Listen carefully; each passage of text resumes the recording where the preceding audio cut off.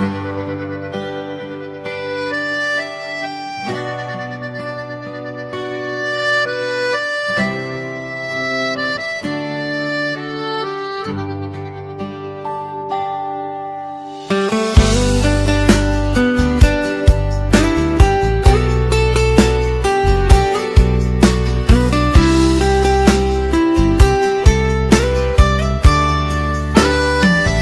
ต้องรีบฮักดอกลา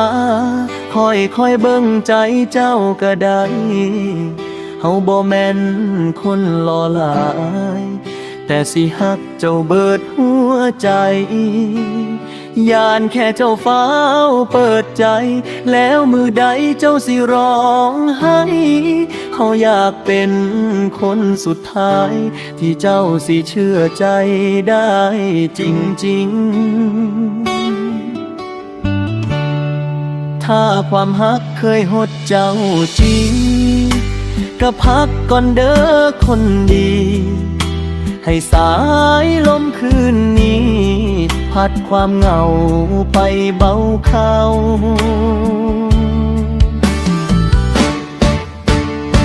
บ่ต้องรีบพักเฮาดอกเด้ปล่อยค่อยเปิดใจสาก่อนก็ได้ให้เวลาเป็นคนอธิบายว่าอ้ายบ่ได้เข้ามาเล่นเล่นสิยืนอยู่ตรงนี้บ่หนีไปไสถึงเมื่อใดเจ้าห้องให้เส้นสิ้นอ้ายสิเป็นเพลงเบาๆยามเย็นให้เจ้าเองว่าพักใจ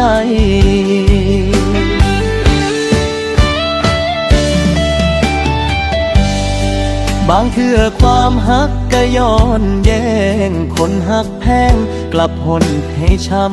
ำแต่อ้ายสิมาเฮ็ดทุกค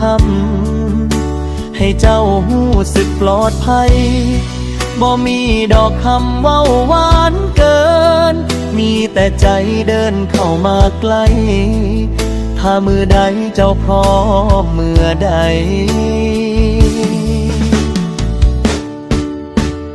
ค่อยเรียกอ้ายว่าแฟนบ่ต้องรีบหมดคำดอกเด้แค่มีเจ้าฟังเพลงก็พอใจมีอ้ายได้อยู่ข้างไปแบบนี้ก็สุขหลายแล้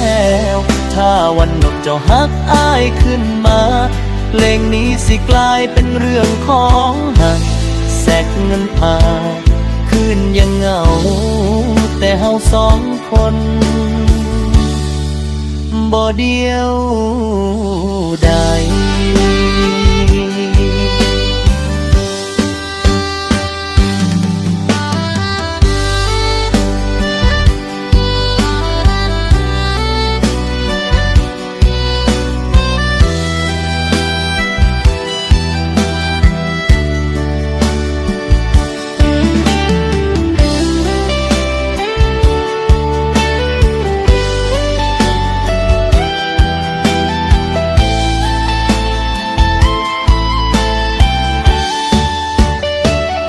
ต้องรีบพักเขาน่ะเด้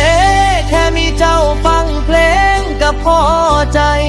ให้อ้ายได้อยู่ข้างๆไปแบบนี้ก็สุขหลายแล้วถ้าวันหนึ่งเจ้าฮักอ้ายขึ้นมาเพลงนี้สิกลายเป็นเรื่องของเฮาแซกยังป่าคืนยังเหงา